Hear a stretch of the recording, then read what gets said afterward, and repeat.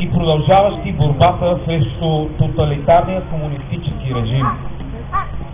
От 9 септември 1944 година до 10 ноември 1989 година БКП и ДС репресират под различна форма над 300 000 българи, елита на народа.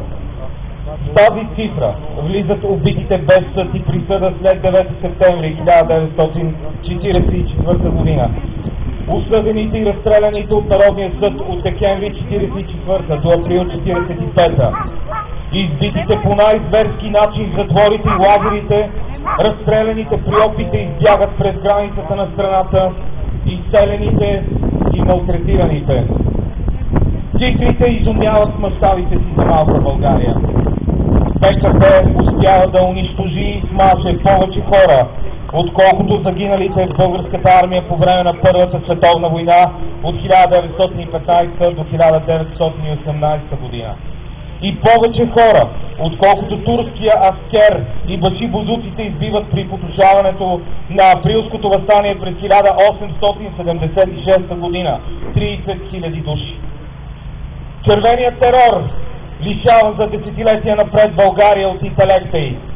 Това е интелектуален геноцид над българския народ, извършен от български комунисти, послушни съветски наместници, които се разпореждат със съдбата на страната от 1944 до 1990 година.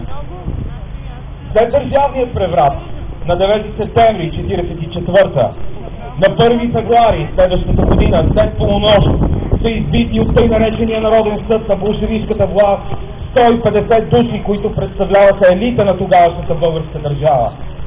Сред тях има 3 регенти, 22 министри от различни правителства, 8 души царски съветници, 67 депутати, 47 генерали и полковници, един професор медик.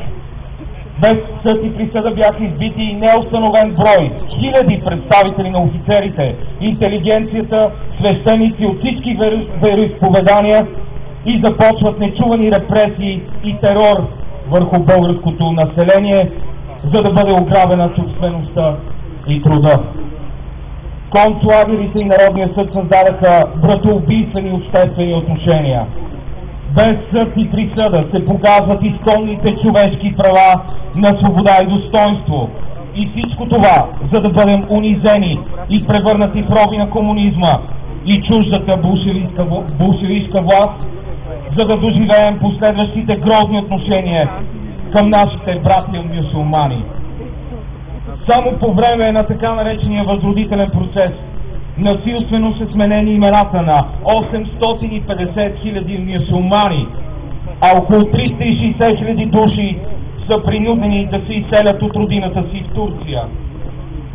Над 2 милиона българи са емигрирали от страната в последните 20 години, мили хора, прогонени от комунистическото управление, което не си е отивало от България.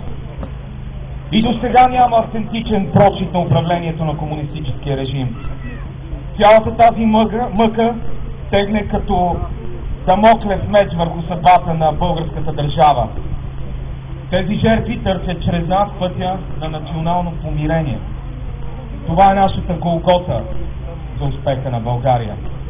Затова трябва да преминем през чистилището на историята и разкриване зверствата на комунизма и да си простим.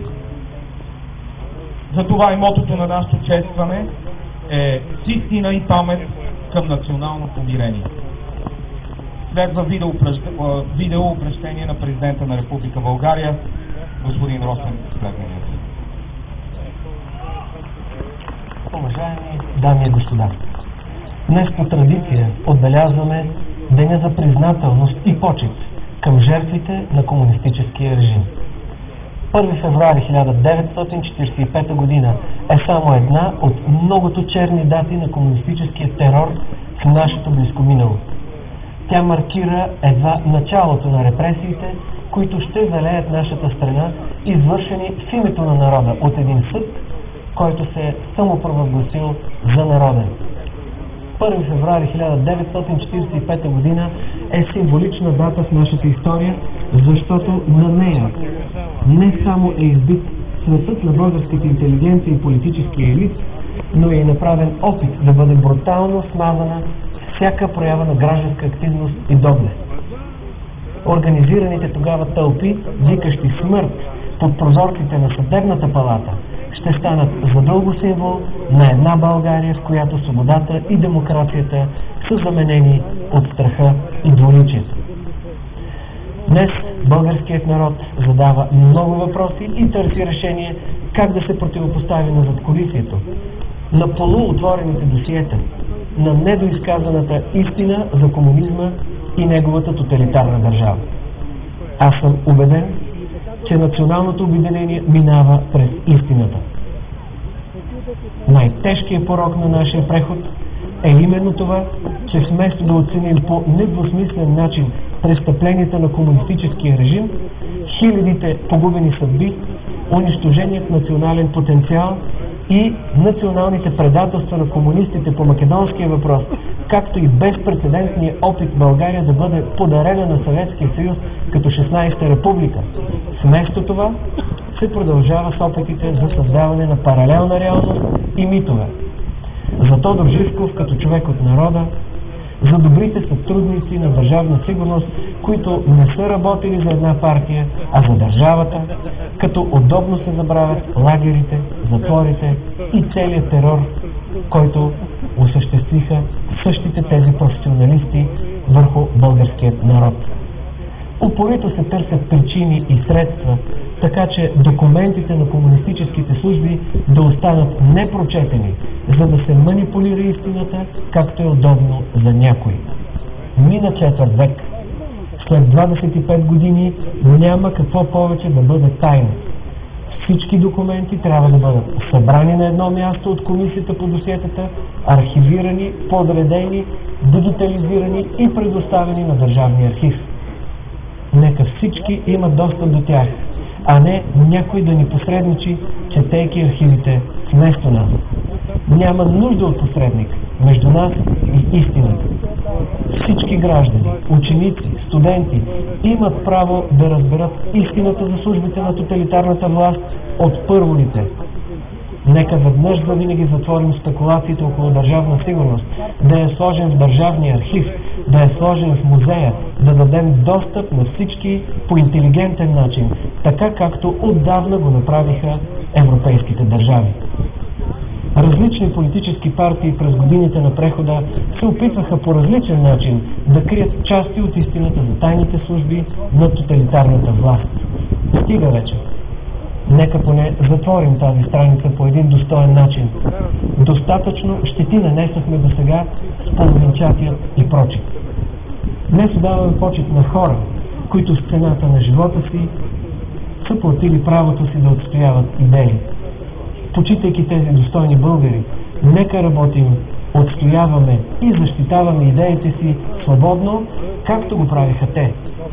Нека отстояваме политическите си различия по правилата на демокрацията и правовата държава, а не чрез терора на Народния съд.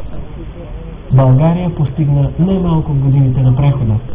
Страната ни е член на Европейския съюз, а през тази година честваме и 10-та годишнина от членството ни в НАТО. Но защо не сме равни на другите европейски народи, както искаха Левски, Ботев и българските революционери? Това е големият въпрос пред българските политици. Постигнахме ли чистата и свята република? Аз съм сигурен, че пътят към българският национален идеал минава и през честния прочит на истината. Чрез истината ще постигнем и национално обединение, и ще намерим своето достойно място в Европа и света.